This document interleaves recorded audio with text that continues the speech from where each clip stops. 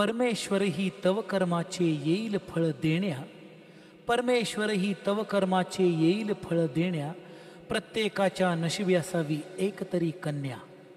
कधी चंचल कधी हट्टी, तुझी नि माझी जमते गट्टी. मंजुळवाणी तुझ्या मुखातील आतुर मी ऐकण्या, प्रत्येकाच्या नशिबी असावी एक तरी कन्या.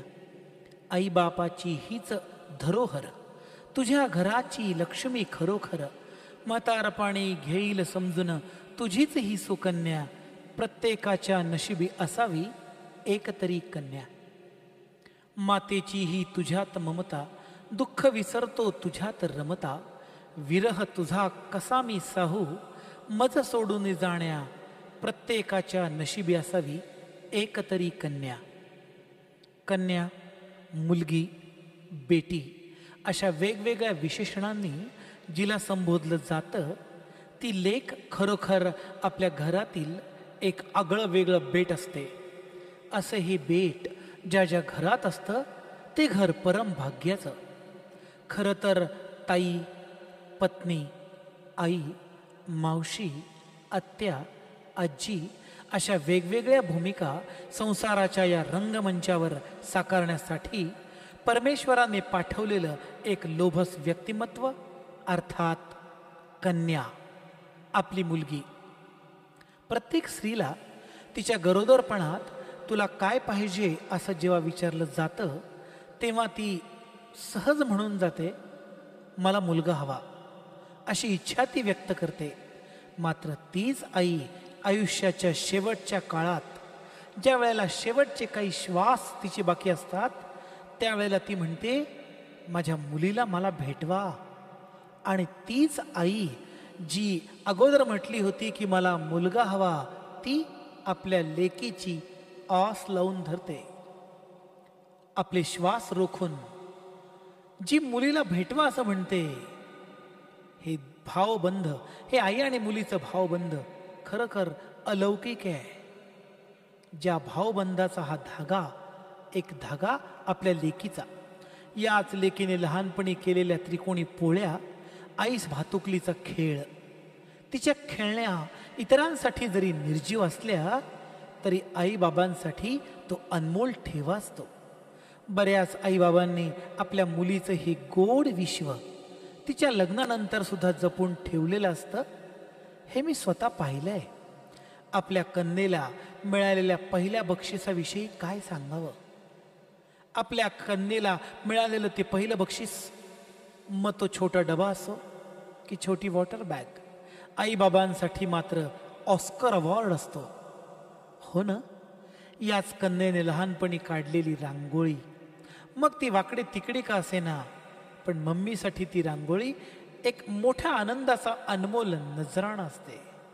आपल्या मुलीने काढलेली रांगोळी पाहिल्यानंतर आई म्हणते, बेटा या रांगोळीत जसे रंग बहरले आहेत तसेच रंग तुझ्या आयुष्यात बहरू दे. आपल्या मुलीने म्हटलेली बोबड्या आवाजातील ती छोटीशी कविता, एखादी कविता असो की छोटासा म्हटलेला श्लोक असो, तिच्या आईबाबांसाठी ती असते एक मर्मबंधातील ठेव. हीच कन्या जेव्हा पहिल्यांदा आजारी पडते तेव्हा ते आजारपण अगदी किरकोळ का असेना, पण आईबाबांसाठी मोठ्या काळजीचा, मोठ्या चिंतेचा विषय असतो. अहो, किती किती जीव असावा या लेकीत. तुम्हाला सांगतो, जन्मल्यानंतर पहिल्या 2-3 महिन्यात डॉक्टर ज्या चिमुरडीला इंजेक्शन देतात, BCG असेल, ट्रिपल असेल, जे काही लस देतात, आपल्या चिमुरडीला इंजेक्शन देताना मम्मीच रडताना मी खूप वेळा पाहिली आहे. इतकं गोड, इतकं हळवं नातं, इतकं गोड आणि इतकं हळवं नातं ज्या घरात अनुभवायला मिळतं ते घर म्हणजे साक्षात माहेरघर, सुखाचं माहेरघर. हो ना.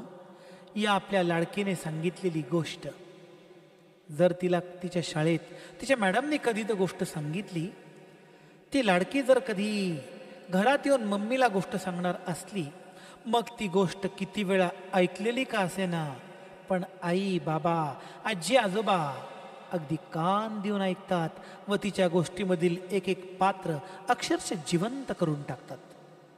हीच कन्या जेव्हा पहिल्यांदी शाळेच्या निमित्ताने घराबाहेर पडते तेव्हा खऱ्या अर्थाने सुरू होते आपल्या मम्मीसाठी काळजी, काळजी आणि फक्त काळजी.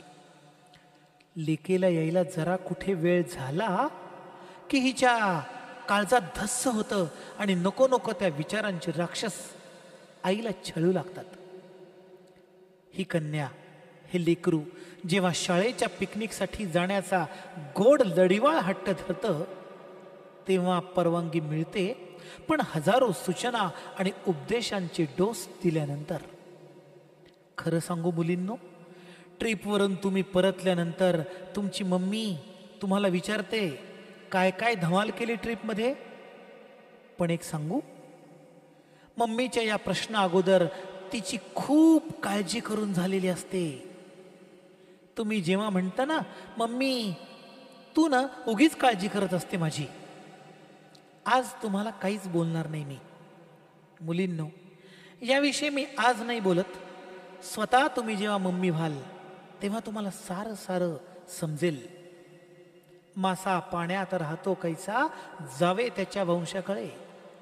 हेच कन्यारत्न जेव्हा मोठं होत जातं तेव्हा आई वडिलांच्या काळजीचं जाळं सुद्धा विलक्षण मोठं मोठं होत जातं. मुलींनो, तुमचा कॉलेजमधला प्रवेश, काय सांगू, हा कॉलेजमधला प्रवेश आई वडिलांसाठी खरं तर प्रचंड चिंतेतल्या जंगलातला प्रवेश असतो. लक्षात ठेवा, तुमचे आई वडील तुमच्या तोंडावर कधी काहीच बोलून दाखवणार नाही, पण एका अनामिक काळजीचं ओझं ते सतत घेत असतात. तुम्ही म्हणाल, आमची मम्मी खूपच काळजी करते, विनाकारण काळजी करते, काळजी करणं मम्मीला आवडतं. तसं नाही. तुमची मम्मी तुम्हाला खरं तर म्हणत असते, आजच्या इतकी भीती लाडके कधी वाटली नव्हती, आजच्या इतकी भीती लाडके कधीच वाटली नव्हती, आजूबाजूची परिस्थिती खरंच कधी दाटली नव्हती. कोणती दिशा दाखवू तुला, पूर्व पश्चिम की उत्तर. मुली, कोणती दिशा दाखवू तुला, पूर्व पश्चिम की उत्तर. माझ्यासारख्या भीतीने झाल्या चारी दिशा पत्थर. कोठे यश कोठे सुख, काय सांगू त्यांच्या खाणाखुणा. कोठे यश कोठे सुख, काय त्यांच्या खाणाखुणा. दिसतात मात्र सैतान इकडे तिकडे वावरताना.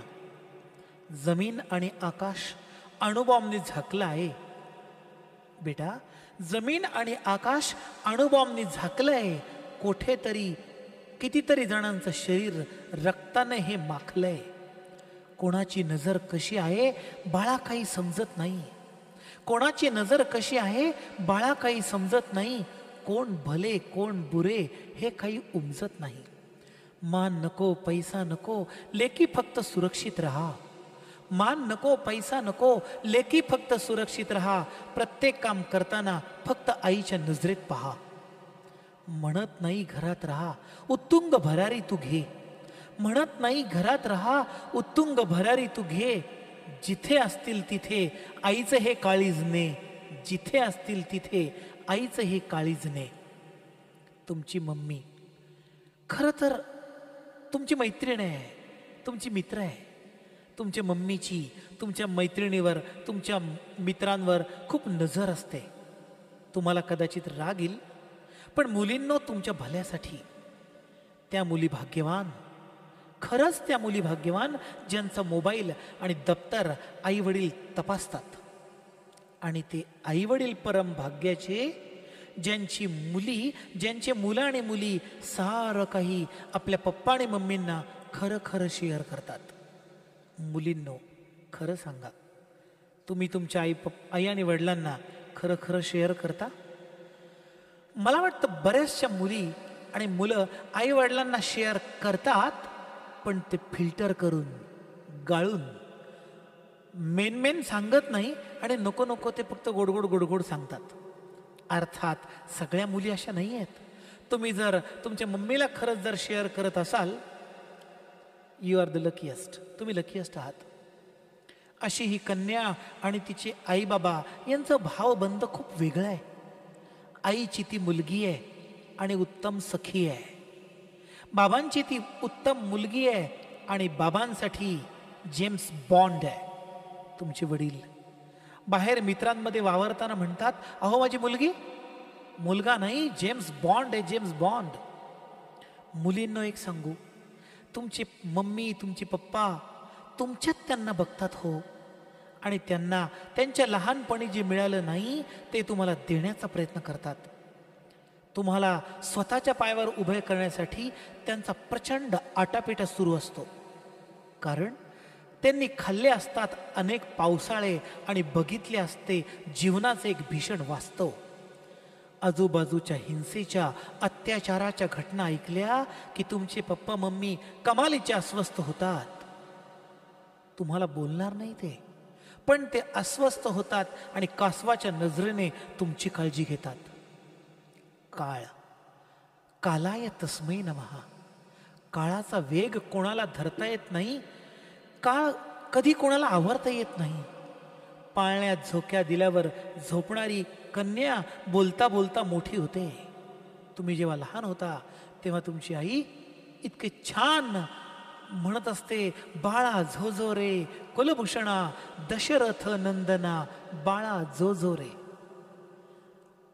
पाळण्यात झोक्या दिल्यावर झोपणारी मुलगी जेव्हा लहान असते, हळू हळू हळू काळ जसा पुढे जातो ती कन्या मोठी होते आणि चारचाकी चालवू लागते, टू व्हीलर चालू लागते. हळूच कुठून तरी प्रश्न येतो, मुलगी मोठी झाली, आता मुलीचं लग्न कधी करणार?